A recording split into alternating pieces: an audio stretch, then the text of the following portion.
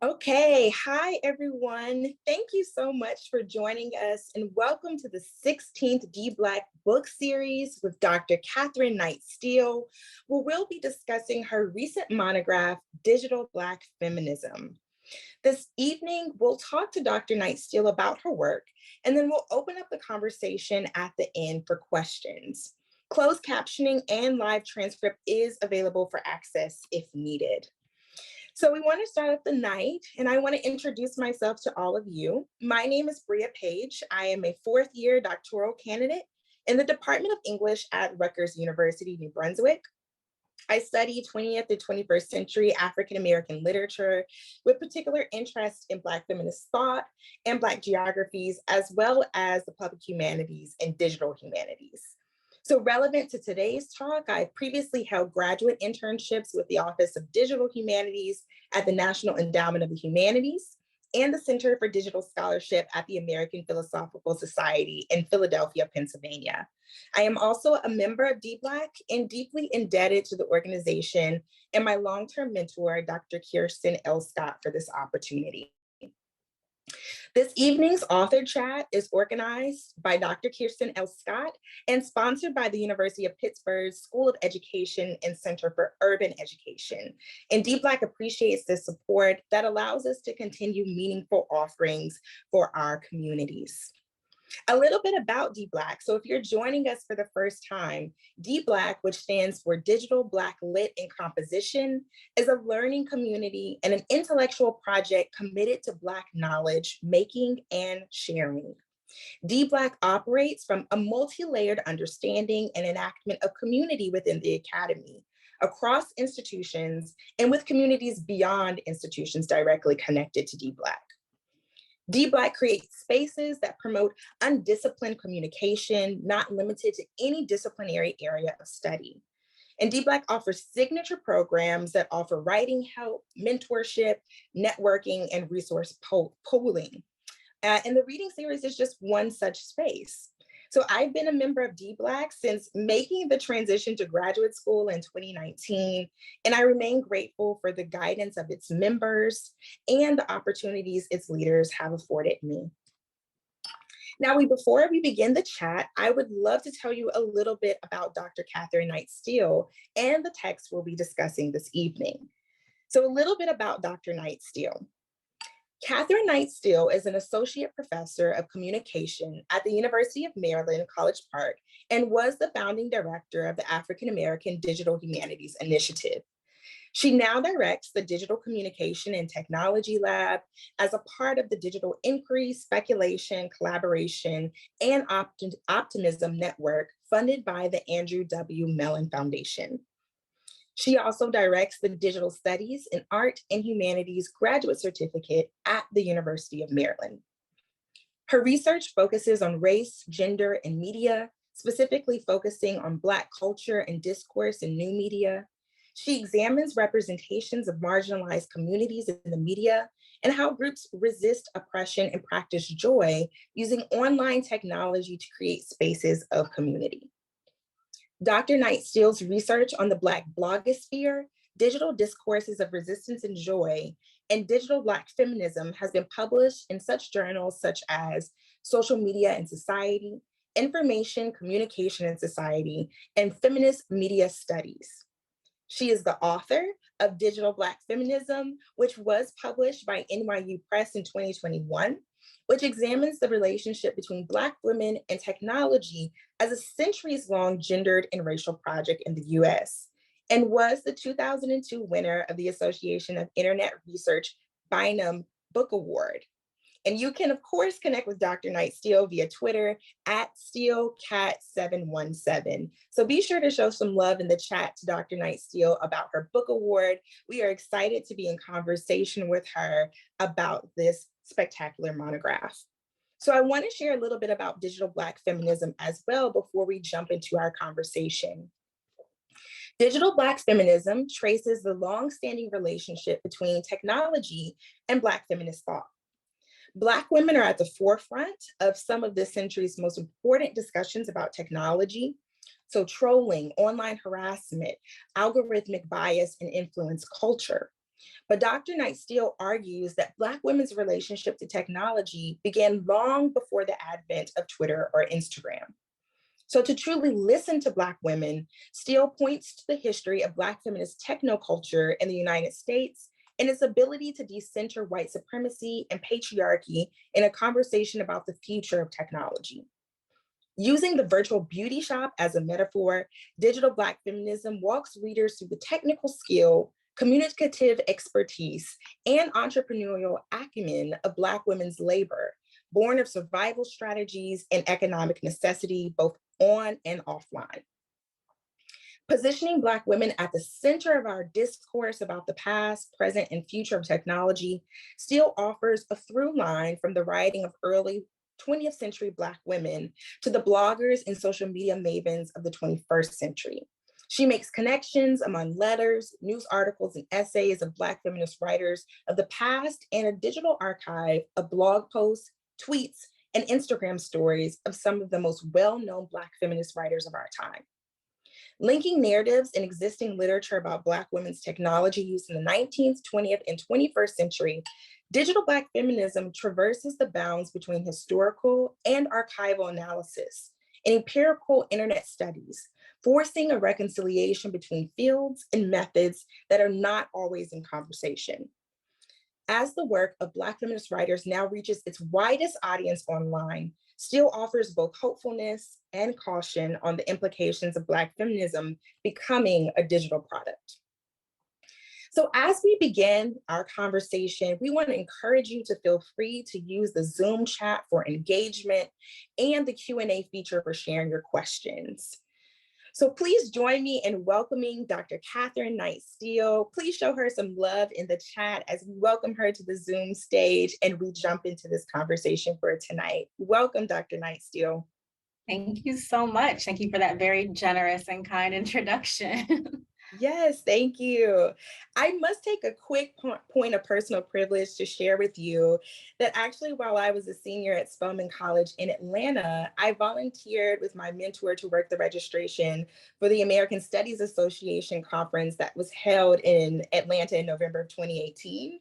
And I was really volunteering because in exchange for our work at the registration desk, we could attend the conference sessions at no cost.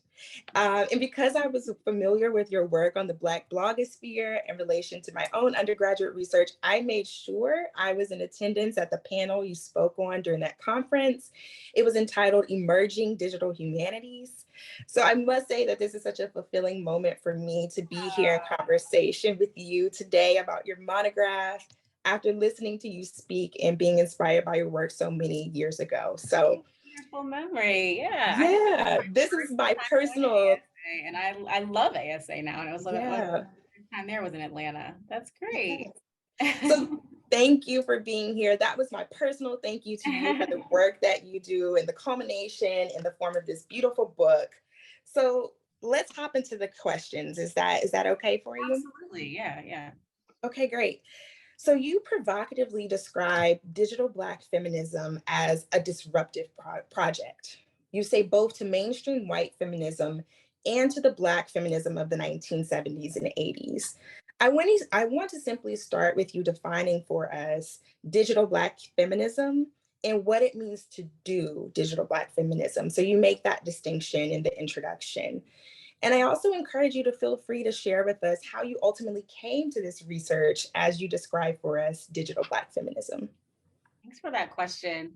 I'll start with the latter part of it, I guess, and work my way into a definition. So I kind of started doing this research in graduate school. I think the first paper that I wrote that I sent off for consideration for an article or book chapter was about the Black blogosphere. And there was just a moment in grad school where I wanted to write about what my life was like outside of graduate school. I was studying internet culture, but the internet culture I was studying was very different than the internet culture that I was experiencing. Mm-hmm. The spaces I was living in online were primarily populated by Black women. There were Black women who had created those spaces for other Black women to have conversations.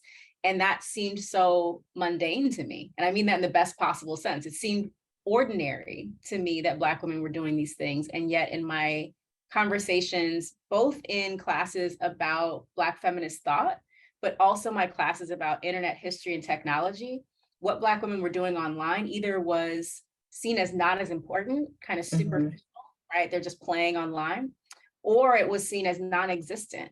It wasn't happening in those spaces, and we needed to get access for Black folks. So there were these kind of two trains of thought happening in different departments, whether I was taking classes in sociology and women gender studies, or I was taking classes in communication, but no one was talking about what I was seeing in real time.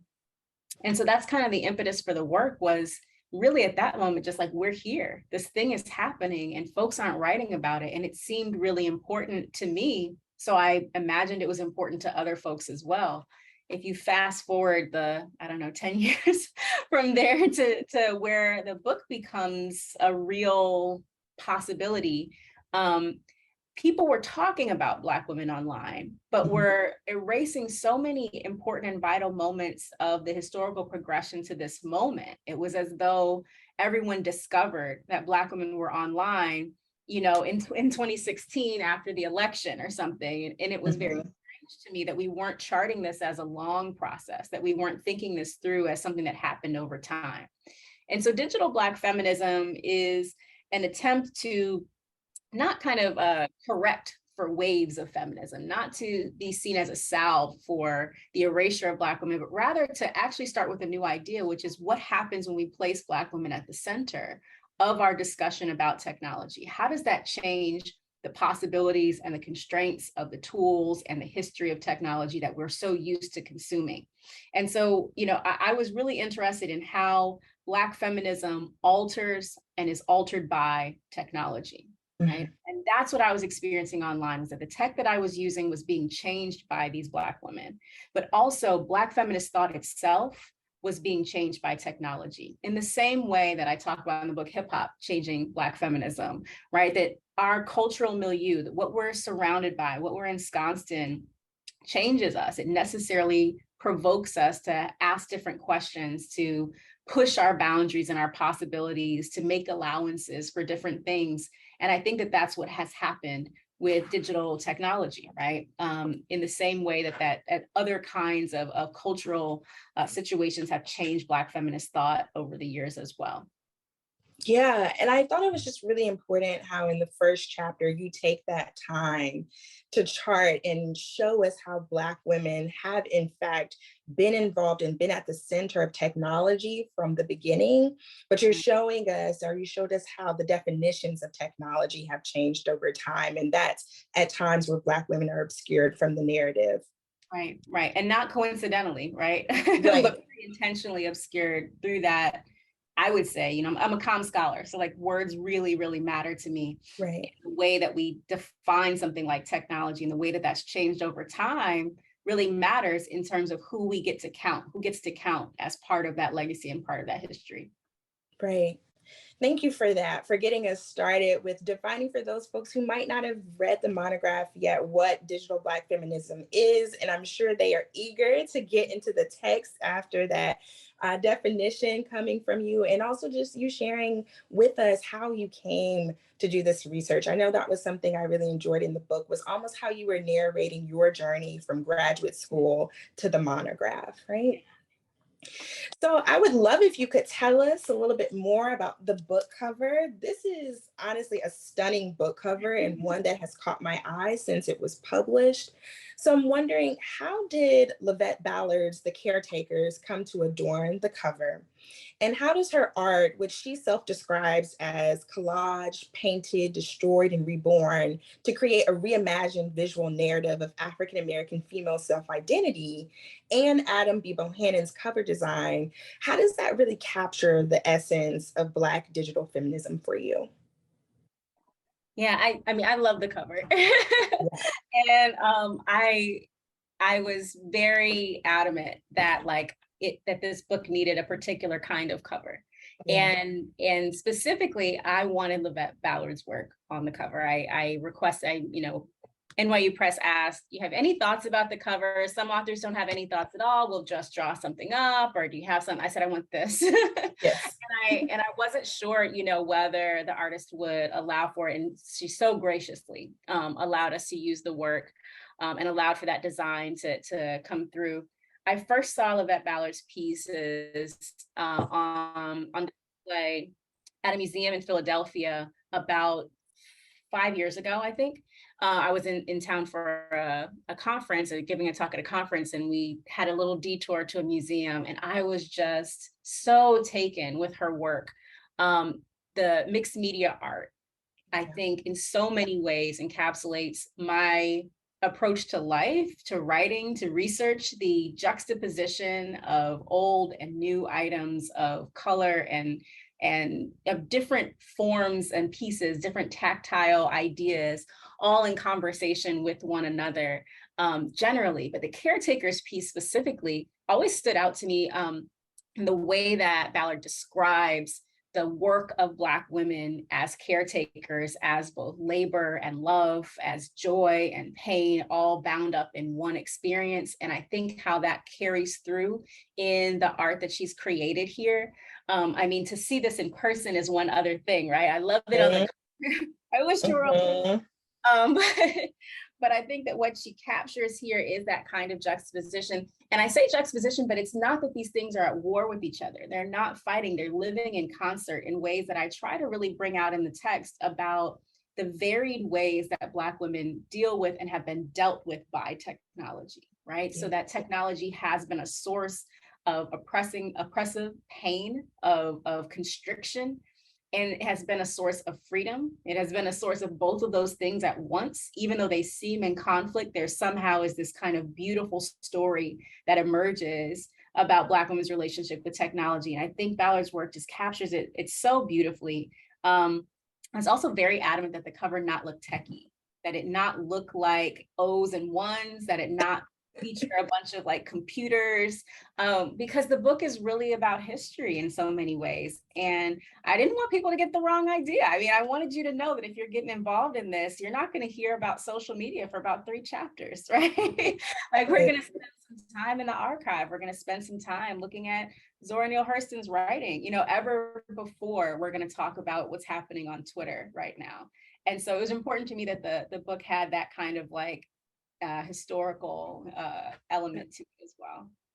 Yeah, and I just appreciate you also introducing me to Lavette Ballard's work, right? So as soon as I saw who the cover was by, I went to her website, looked at more of her work, and I'm interested to know more. And hopefully we'll get to see one of her shows or pieces in person one day. So we love that kind of collaboration, right? Absolutely. I mean, I was just so grateful that she was willing to allow, the art to be featured. And I've heard that from a lot of folks, like, oh, now I know of her work. And I'm like, yes, go see her work, buy her work. It's amazing. And it's incredible in person because so much of her work happens on non-traditional format, right? So like on fences and other imagery. So it's great. And fans, I have 2 of her fans in my house. They're beautiful.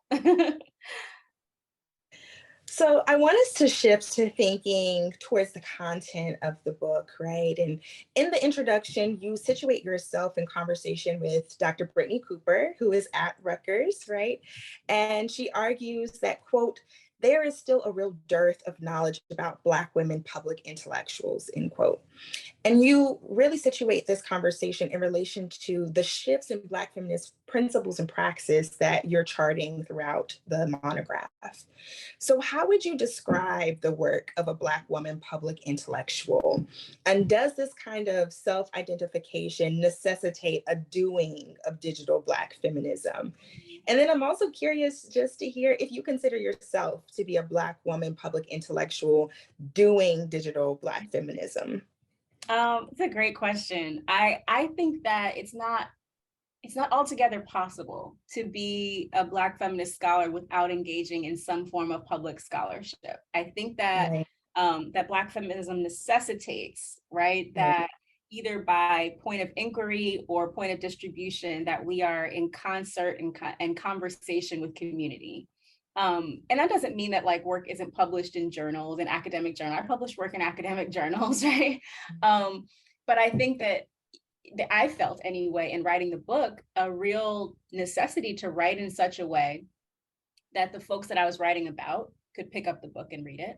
That the people that I formed as my audience in my mind, which I highly recommend to folks who are thinking about writing their first book manuscript, is, having real people in your life that you see as your audience. And, one of those folks for me was like my sister-in-law. I thought, she's a great person that I'm writing this to. Another one was one of my graduate students. And I just had these kind of various people that I wanted to be able to pick up the book. And so therefore the references that I use and the ideas that I chart would make sense to those folks. And what I hoped was the folks that those references didn't make sense to, I would write them in such a way that they would be curious enough to find out more. But I think that, yes, being a public intellectual in this modern era necessitates a familiarity and a comfort with digital technology. Primarily because that's how we're able to distribute our knowledge, right? It's very, very difficult to serve as a public intellectual right now and have no online presence, and for your work to have no online presence. But also what I think the book charts is that our personage has always been seen as public, as Black women scholars and writers, that it's always up for debate, that it's always up for folks' comments and ideas about who we are. So you look at a scholar like Brittany Cooper, who is active online, who writes brilliant intellectual scholarship and publishes academic work, but also publishes public scholarship. And what that opens you up to online is persistent critique, persistent challenge, violence often, right, harassment. And so there's a piece of being a public intellectual proper, right? That especially as a Black woman, that opens one up to those worlds. I don't know that I would name myself as doing that work. I'm always hesitant to take on labels and mantles of things, but particularly in this case, because part of me is I have an online presence, obviously, and I write some public things, and I do a lot of public talks, but I'm always nervous that this will be the moment where I get too known, because there is a risk involved, I think, in making the very brave decision that your work is going to live outside of safe circles, that it's going to intentionally provoke, that it's going to intentionally challenge, and therefore you as a person are going to face the consequences of that. So I talk to students about ways to enter that space and how to safeguard oneself and the risks that are involved in that. And I'm really grateful for folks like, Brittany Cooper or Melissa Harris Perry, or the laundry list of Black women scholars who are doing that very public work. That's so important. Right. I appreciate how you emphasize that point in one's graduate school career, where they have to make the decision, right, to pivot and make their own work public on Twitter and different social media apps. And I have to be honest, right? And I'm struggling to do that right now, but to hear you talk about it and how you guide your students is encouraging to hear. Well, I think that the world that graduate students are living in right now is such a different space, because you almost are required to do this. It's expected to have this presence. And thinking back to some of the things I wrote in the first year of my graduate program, I would have been mortified if those things were circulated online, right? Or if I felt like I had to make very public declarations of thoughts and ideas and arguments before I could form them.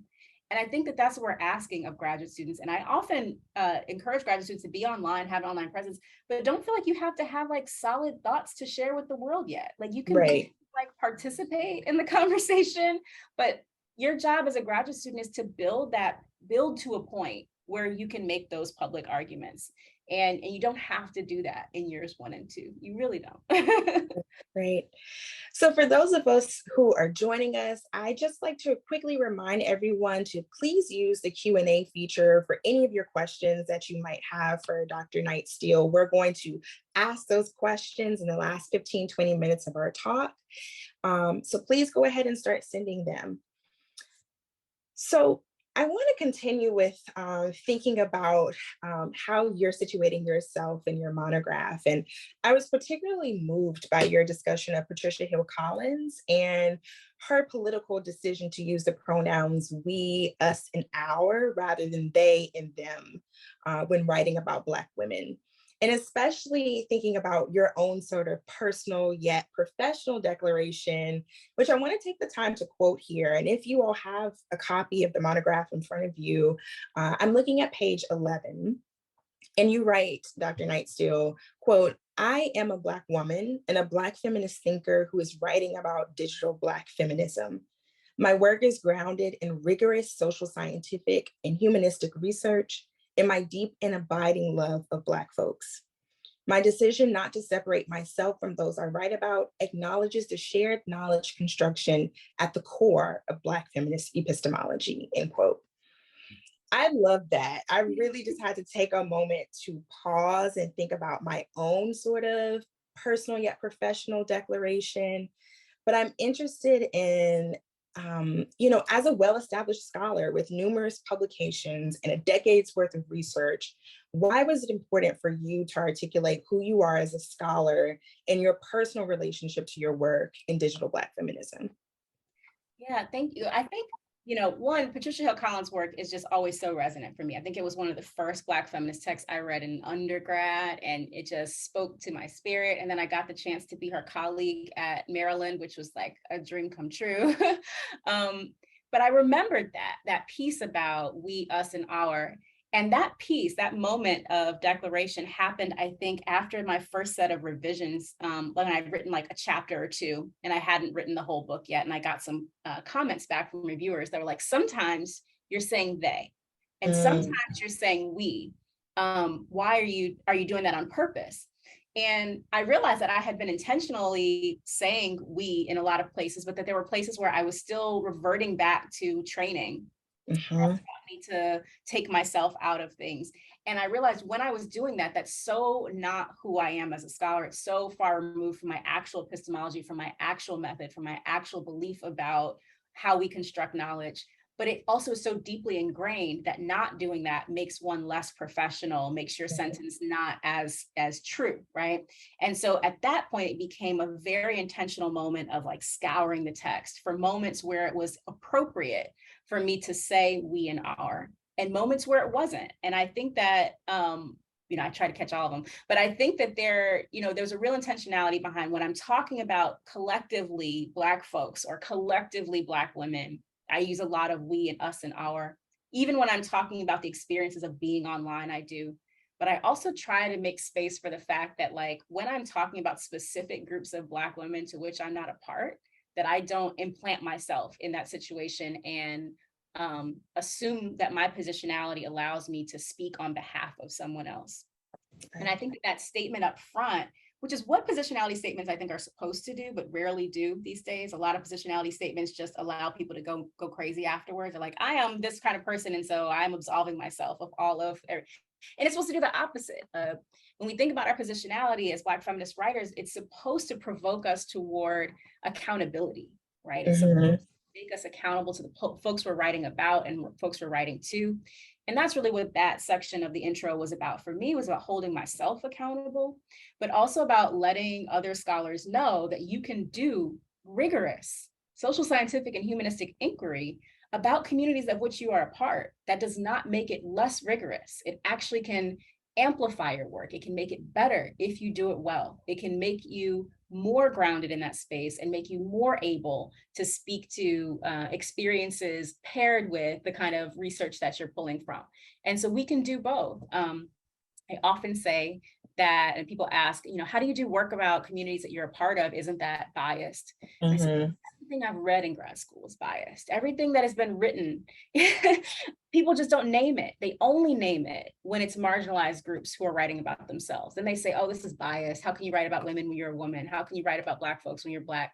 But like all of those psychology papers I read in Psych 100 were written by white men about white men.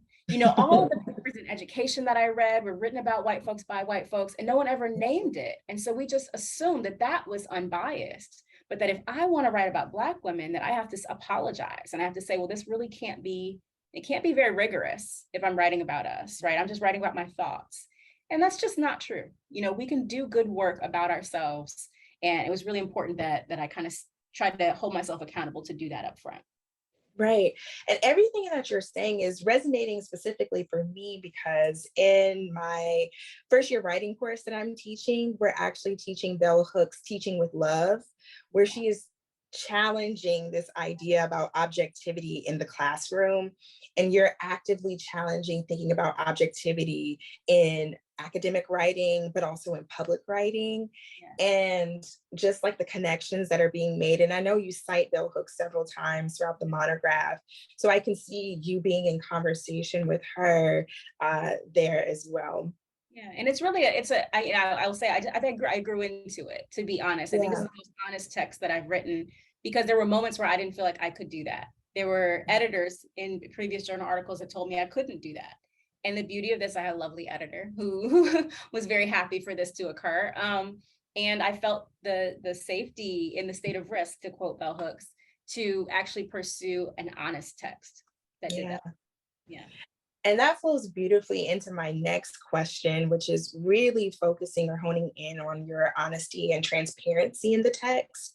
And so I'm thinking of in the second chapter, which is titled Black Feminist Technoculture, or the Virtual Beauty Shop, you articulate a critique of your previous research and writing, specifically thinking about your conceptualization of the digital barbershop as a way to introduce what you deem to be a more capacious analytical tool, the virtual beauty shop.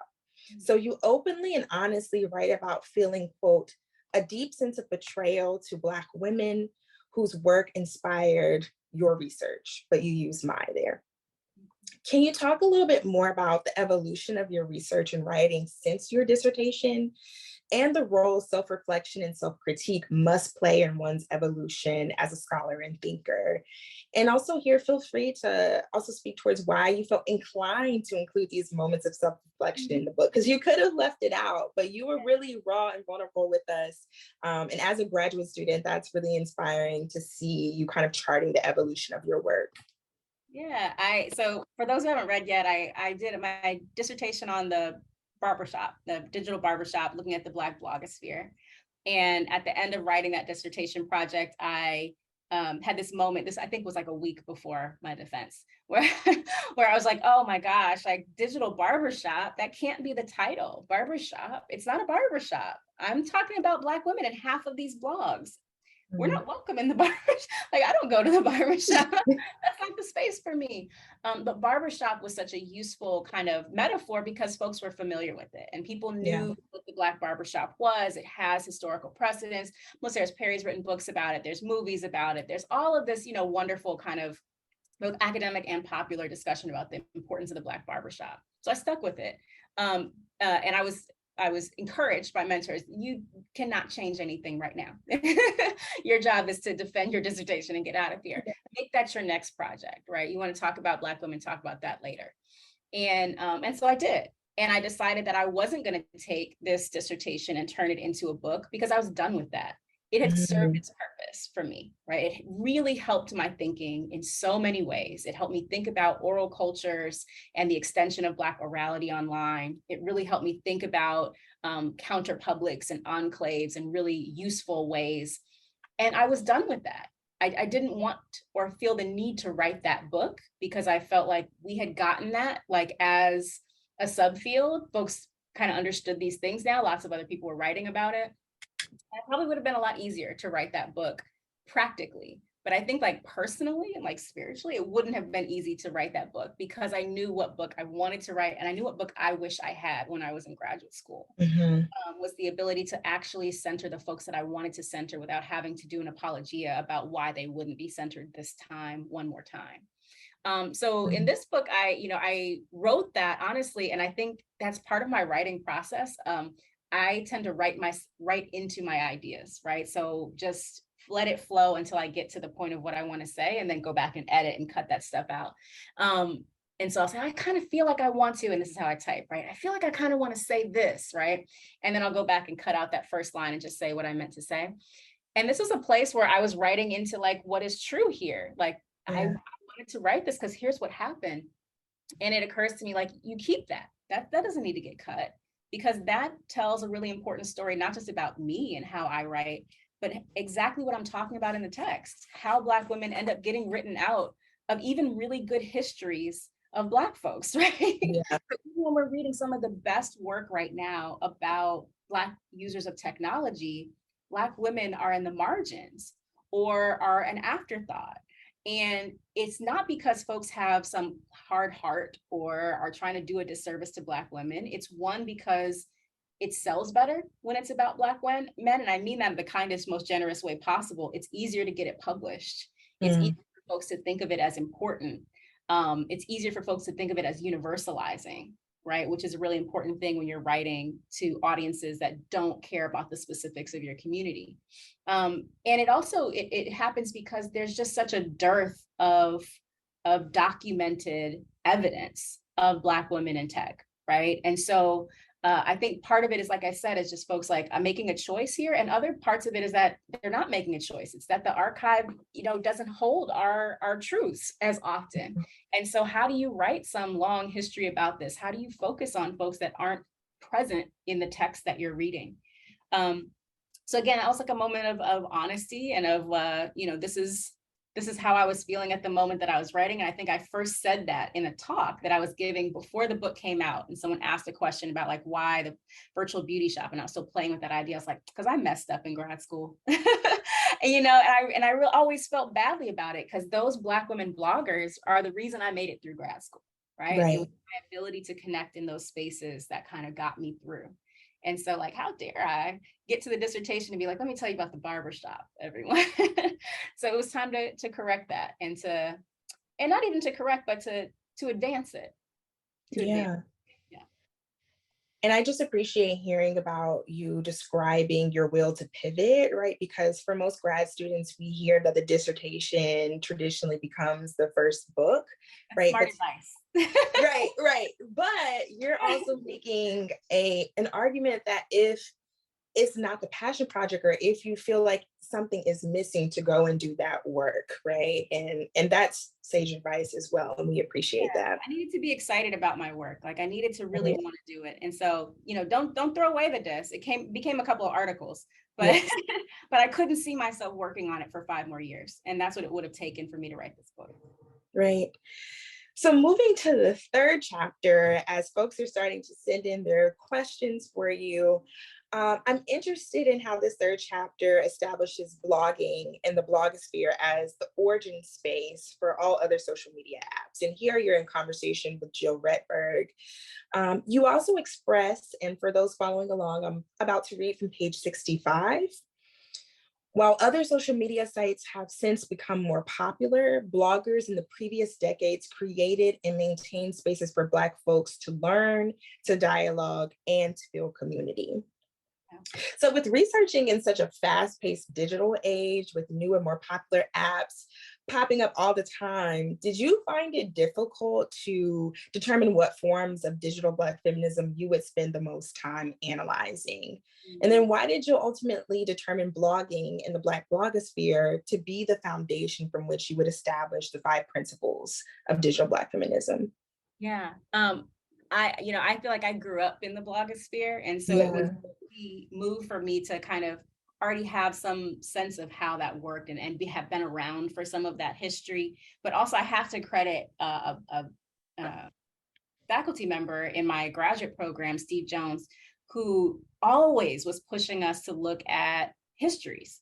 And while the newest, app or the newest technology was popping up, his provocation to us always was that, your work will resound over time when you treat it as a part of a long history, right? So you can write about the newest thing right now, but you can't write about it as the newest thing. You have to write about it as part of this long trajectory, because in 20 years, what this thing is won't make any sense to anyone anymore.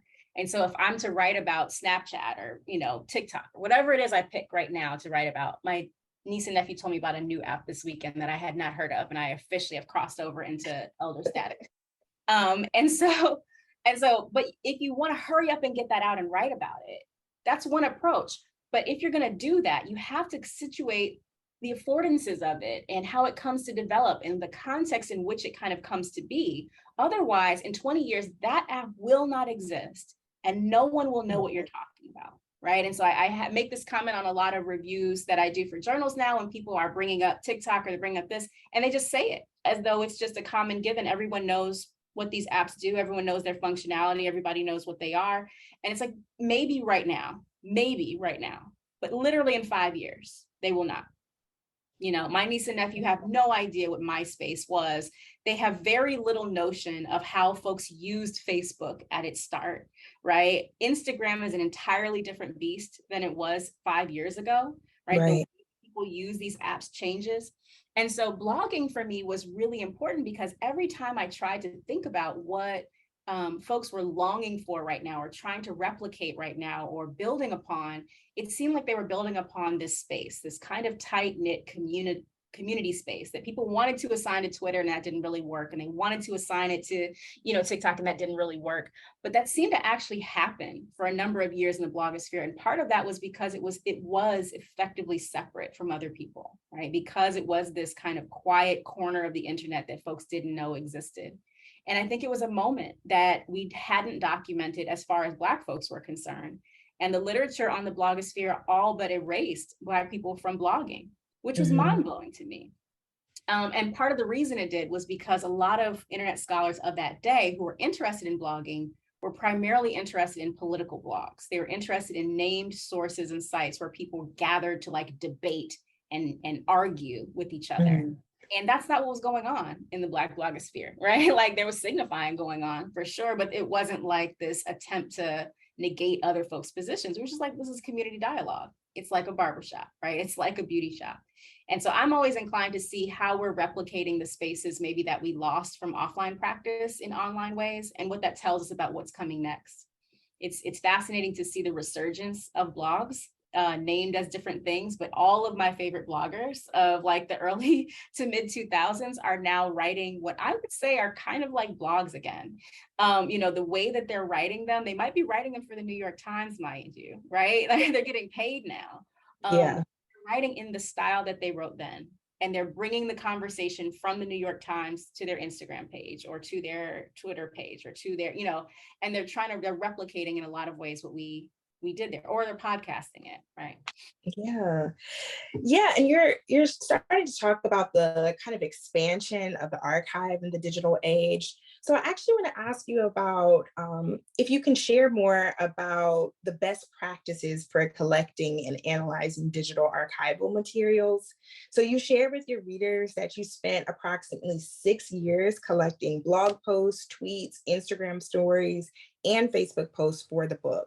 And furthermore, you share on page 12 that you don't extract tweets or posts without context, scrape platforms, or analyze massive data sets, because doing so would undermine your ability to conduct deep readings of these texts. So for graduate students like myself looking to hone their methodologies in relation to the digital, or just folks who are interested in doing Black digital feminism, what kinds of methodological practices would you suggest? And how do you suggest they begin? So I would say first, learn all the methods, because I'm a firm believer that the question guides the method, right? What I'm interested in on a given day is going to dictate what method is appropriate. For me, in this text, I was not interested in content divorced from context. It was deeply important to me who wrote the thing, when they wrote it, what else was going on in the world, the way that they write usually, how what they wrote on one platform was different than how what they would phrase that on another platform, who was responding, how quickly they were responding, what images they were selecting, what links they were posting with it, what jokes were being told that day that would make no sense 2 weeks from then. Those things, those context points were so impactful to me that I couldn't scrape. I couldn't take a hashtag and gather a bunch of tweets and get to that level of context, that kind of deep reading. There are questions that necessitate large data sets, right? And I teach my students to learn how to use the tools to use Twitter's API, because sometimes it's really relevant to know how many tweets were sent about this topic on this day, or to have a larger set so that you can then do a deep dive into it. Those things can be really impactful. They weren't useful for me in this text because that's not what I was trying to find out. And what I knew to be true, because I trained in ethnography in field work, right, is that if I wanted to understand not just what people said, but why they were saying it and how their relationship with the tools they used changed what they talked about on a given day, I had to be there while it was happening. And I had to draw that context while it was going on, which means that I couldn't set a computer to just scrape while I wasn't there on a day. I had to be watching my feed and seeing people talk about things and then diving into their section to like read the thread and to see who responded and how long it took for folks to respond. Or I had to watch someone's Instagram story when they posted it because it'll be gone the next day, right? And so I have to understand that they posted that Instagram story the same day that they posted this Facebook post, the same day that they posted this Twitter thread, and they're all different. There's different pieces of truth in each one of them, and there's different forms and frames that they're taking to have the same kind of conversation in those spaces. So it's a personal relationship to develop with the text, with the writer, with the rest of the audience, to being there in those moments, to finding the things funny when they happen. I think that changes you as a story. I write about joy and humor a lot, and it's not funny a month later. Like so many of the jokes that are being told on Black Twitter, like they make no sense 2 months later. Out of context, they're like, oh, that's hurtful. That's me. No, it wasn't. You weren't there. It was great. Yeah. Maybe in Temecula. Like it's great. So you have to kind of know in that moment what's going on and why it matters. So the thing that I would encourage for students to do is, one, to learn all the methods you can, to expose yourself to as many possibilities as you can, so that when you develop a question, you're able to choose out of your toolkit what's the right method for approaching this topic. What I'll say about specifically studying Black women or studying any other like severely marginalized community online is that you also have to make sure that you can ethically gather data in ways that does not cause further harm to the folks that you're intending to study. I don't think that all big data projects cause harm by any stretch, but I have seen some that do, just like I've seen, ethnographies that cause harm, right?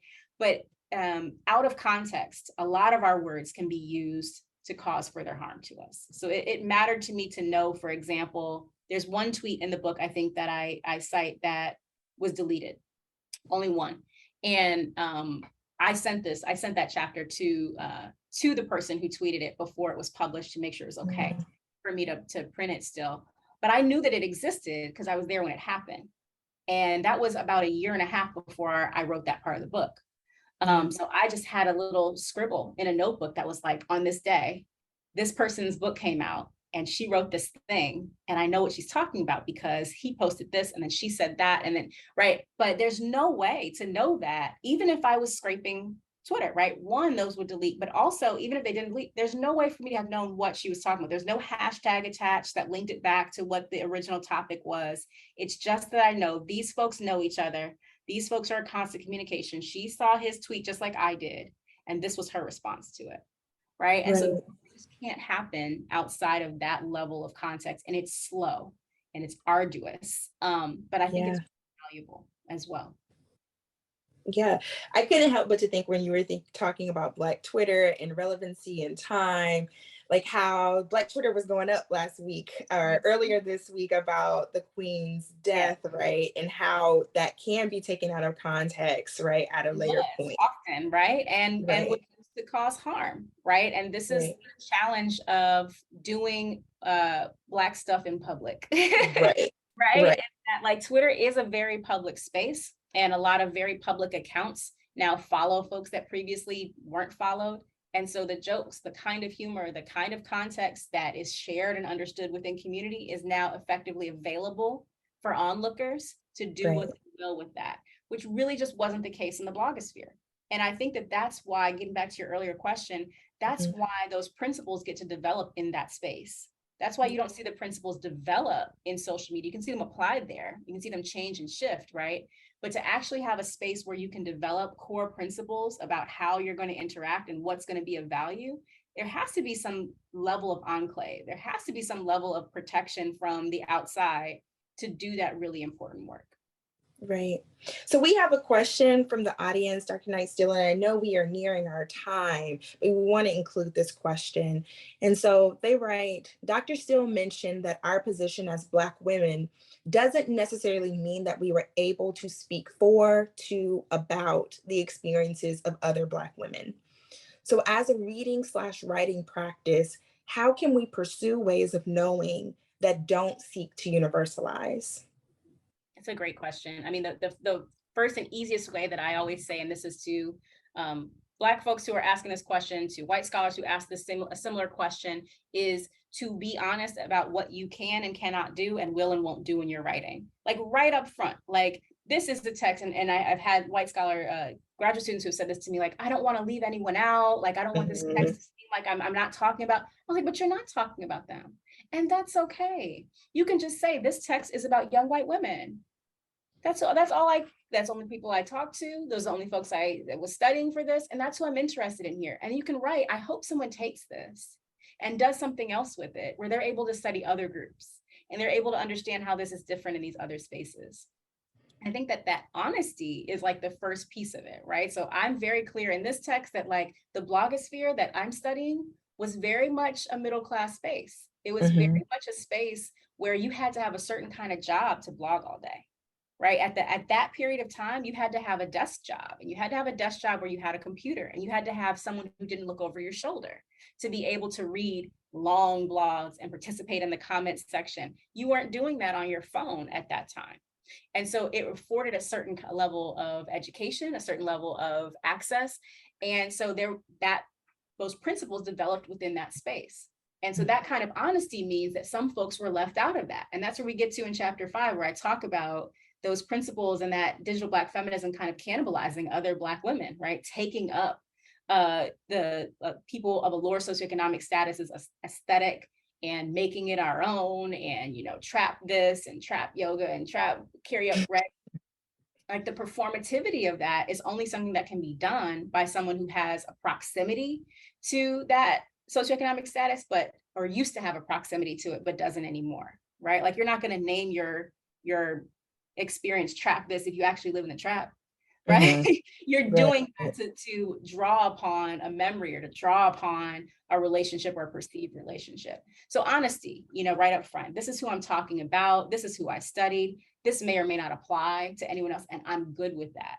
I'm really okay with it because I think this group of people is worthy of study all on their own. Yeah, thank you for that. So to begin to wrap up, I'm curious in how you see your work of digital Black feminism evolving in the future, right? And does this evolution have any connection to what you're currently working on, both in your personal research or perhaps even in your role as director of the Black Communication and Technology Lab at UMD? Thanks so much. Yeah, I'm working on a couple of things right now related to or offshoots from.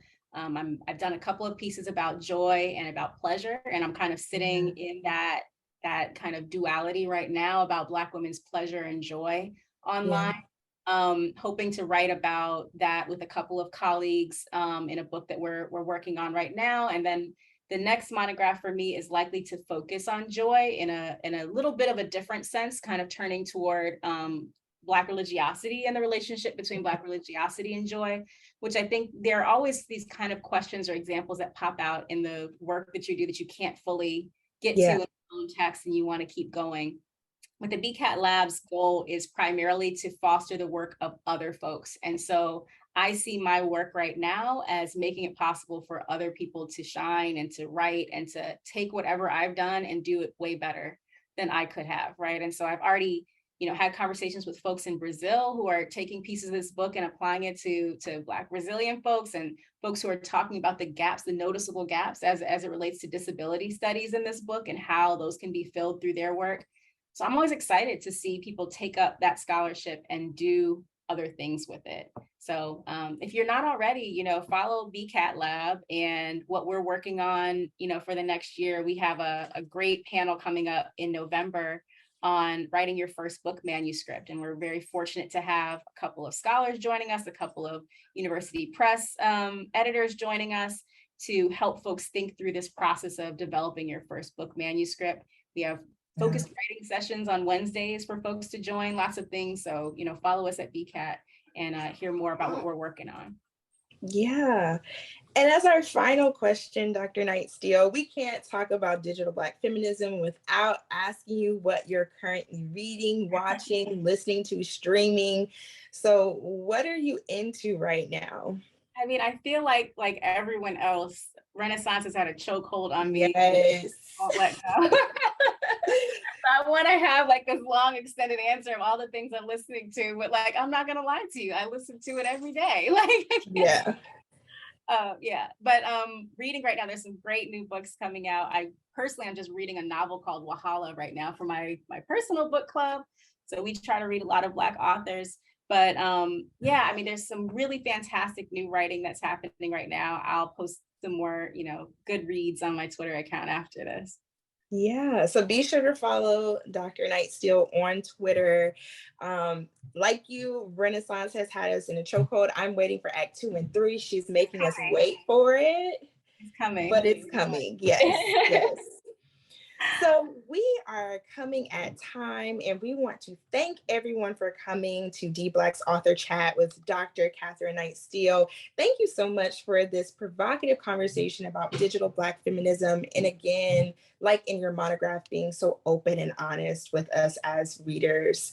So please light it up in the chat. Thank Dr. Knight Steele for taking the time to be with us tonight. And we also want to thank Dr. Kirsten L. Scott and DBLAC for organizing this event.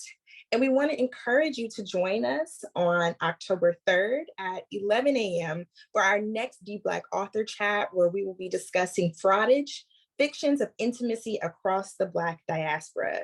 So you don't want to miss it, and we hope to see you back then. So remember to drop any other questions you have for Dr. Knight Steele in the chat or in the Q&A function. Follow her on Twitter and come back for the next DBLAC author chat. Thank you so much for joining us tonight. Thank you so much, Bria.